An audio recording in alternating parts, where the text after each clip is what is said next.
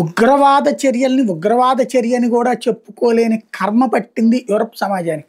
అమెరికాలో ఉన్మాదంతో చేష్టలు చేసేవాడు, ఫ్రాన్స్‌లో అరాచకం చేసేవాడు, జర్మనీలో దుర్మార్గం చేసేవాళ్ళు, ఇతర దేశాల నుండి వచ్చినటువంటి మతరాజ్యాలు కోరుకునే శక్తులని తెలిసినా సరే, ఆ ఉగ్ర చర్యలని చెప్పుకోక దాన్ని పెంచి పోషించుకుంటూ వాళ్ళ నెత్తిన వాళ్ళే పెంట పెట్టుకుంటున్నారు.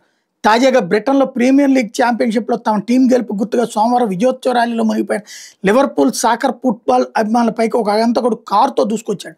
నడి రోడ్డు మీద ఇష్టరీతిగా జనం మీద కారును పోనిచ్చాడు. హఠాత్ పరిణామంతో చిన్నారులతో సహా 65 మంది అభిమానులు గాయపడ్డారు.